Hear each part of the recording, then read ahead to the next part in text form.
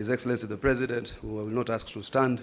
There's also the National Executive Committee of the UDA. Can you please rise for recognition? And we also have the UDA party parliamentary group that is also present in this auspicious occasion. I will proceed from where my brother Sifuna left. Number 4, promoting and protecting the livelihoods of young people. Urgent and massive investment must be made in all high potential sectors of the economy, including mining, blue economy, agriculture, and ICT, to create sufficient employment opportunities that provide ways for young people to earn a decent living. Nationwide economic stimulus programs must therefore be initiated. Young people must also be mainstreamed in all political spaces to bring their voices to the table and their participation to the center of all activities. Number 5, leadership and integrity. Kenyans are concerned by the expression of opulence, accompanied by rude and arrogant conduct of public officers, and the apparent impunity that has followed the same. It must be enforced that the demeanor of public servants needs to reflect the dignity of their offices and the respect owed by them to the citizens of the Republic of Kenya.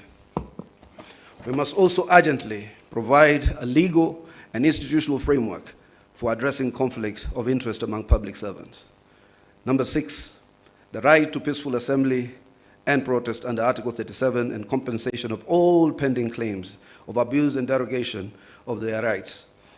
Derogation of the rights to peaceful assembly and protest remains one of the most shameful realities of the excesses of Kenya's law and order responses since independence.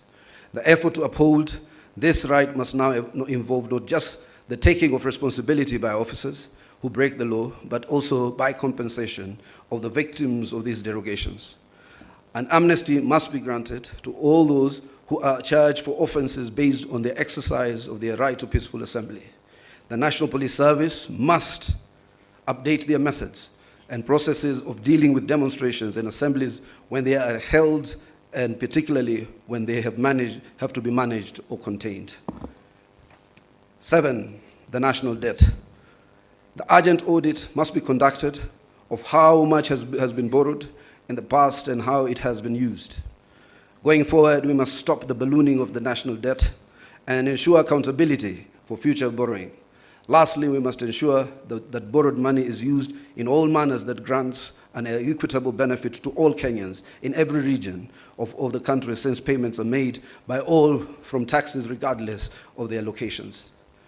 Number 8, the fight against corruption. Kenya needs to move from talk to action.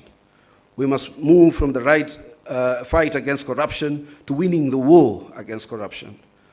We must enhance the capacity of institutions that enforce accountability, and particularly the offices of the Auditor General, the Controller of Budget, and the Ethics and Anti-Corruption Commission. 9, stopping wastage of public resources and promoting government efficiency. A new ethos of public expenditure in both national and county governments must be inculcated in a manner that promotes austerity, justification, and effectiveness in the use of public resources. Number 10, protecting and promoting the sovereignty of the people, the rule of law, and constitutionalism. The rule of law requires that government and its officers to obey court orders and only challenge the validity of judicial pronouncements through legal processes. The specter of abductions and extrajudicial killings do not bode well for democracy. Suppression of constitutional freedoms, including speech, expression, assembly, and media, must stop. Furthermore, political parties, being key pillars of democratic participation, must be strengthened. The two leaders resolve to respect the identity and integrity of all political parties and to ensure respect and implementation of the provisions of the Political Parties Act. The dialogue and collaboration between the two leaders shall achieve its objectives by A, holding regular consultations on pressing issues of interest to the people of Kenya. B, exchanging expertise and information on the best practices in governance and of the Republic of Kenya. Let me read that again. Exchanging expertise and information on best practices in the governance of the Republic of Kenya. And the two leaders shall deploy their political infrastructure to examine the above matters and only and any other issues requiring their attention, and shall engage necessary expertise that will assist them in addressing the matters arising. Signed, His Excellency Dr. William Samoei Ruto, CGH, Party Leader of the UDA, and also to be signed by His Excellency the Right Honorable Raila Amolo Odinga, EGH, Party Leader of the Orange Democratic Movement, on the 24th day of March 2025. Let us appreciate the two distinguished senators.